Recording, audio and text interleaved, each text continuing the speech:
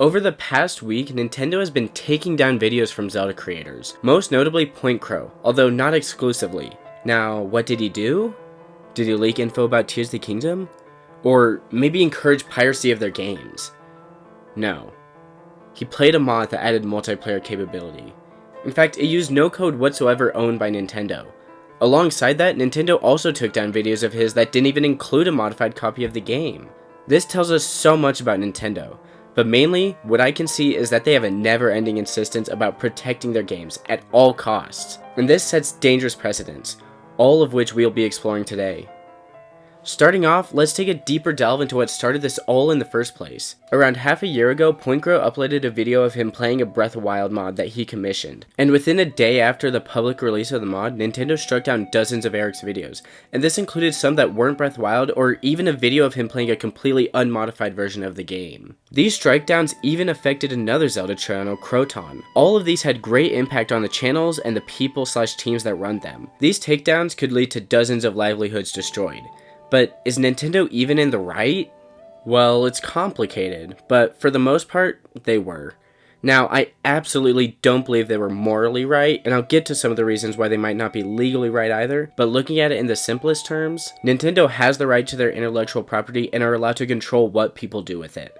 I can understand the perspective that they need to ensure that they keep all rights to their characters in fear that they might be taken or abused by another company, but that's the end of it. I'm no lawyer, nor do I have a lawyer to back me up, but it can be argued that Pointcrow's videos and mods are safe under fair use, or even under Nintendo's own policies. Within all Pointcrow videos, there's constant narration, and even with individual mods, it can still apply to fair use. However, this doesn't even matter, as even with the slightest bit of doubt that there might be no fair use, Nintendo will shut it down if it doesn't make them happy. So now let's discuss why this is a bad thing for Pointcrow, Nintendo, and even me. Nintendo is setting the precedent for them to take down any video they don't like. This is leading to creators feeling unsafe to make content on their games. We're currently seeing this with Pointcrow, as he says here. Given these decisions, I'm hesitant to post videos of myself playing Tears of the Kingdom, even with my creative input and commentary, for fear that they will also be taken down. And why should Nintendo care? Well, it's free advertising, first of all. Someone like Pointcrow can make videos about Nintendo games and subsequently cause his own viewers to be more interested to play the games themselves. This is true for older releases like Breath of Wild, but it becomes even more so important with the upcoming release of Tears of the Kingdom. There are thousands who are still on the fence whether or not they want to play this next game, and a good video from Pointcrow or any other creator could be exactly what they need to be pushed off that fence. But if Nintendo continues their vicious cycle of punishing fans for existing, then there might be a day where only the most devoted of fans still exist. And even then, who's to say how long they might last? Even me, a Zelda channel who isn't even at 500 subscribers yet, is still scared of Nintendo.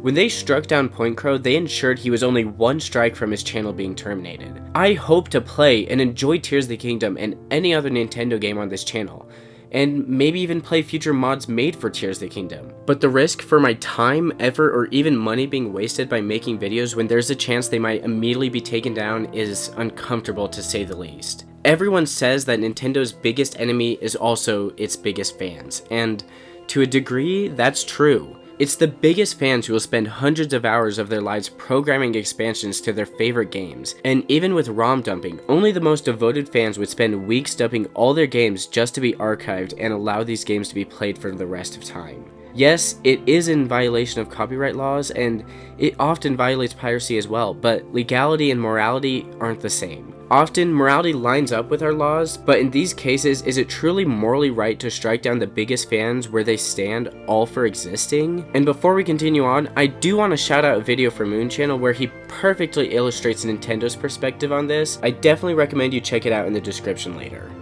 But to summarize it, it explains that Nintendo is so overprotective because they don't want what they did to Universal to happen to them.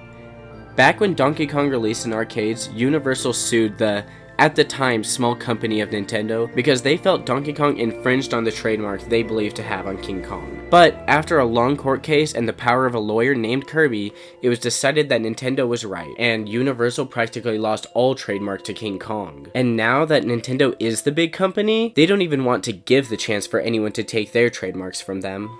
So then again, why should I personally be scared of Nintendo?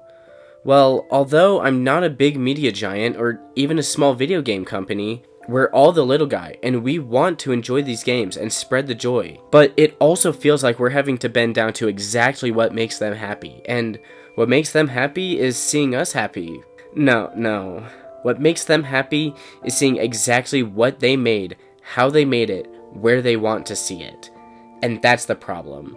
Nintendo has developed a philosophy where anything altered from their initial perspective is seen as harmful. It's why Sakurai was hesitant to add a story mode to Brawl, because he thought the cutscenes would just be shared online. It's why just a few years ago, YouTubers had to join a Nintendo partner program to even make videos on their games. And it's why, for the most part, Nintendo has never and likely will never allow their ROMs to be played on any platform besides their own, even if they did charge for them. And last of all, it's why they will never be happy with any mods.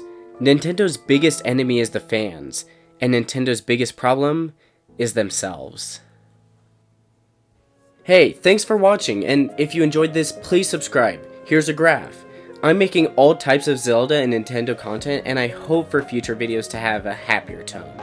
And if I reach 2,000 subscribers before Tears of the Kingdom's launch, then you might see an entire jar of mayonnaise eaten live on this channel. Anyways, as always, brush your teeth and remember to keep cool.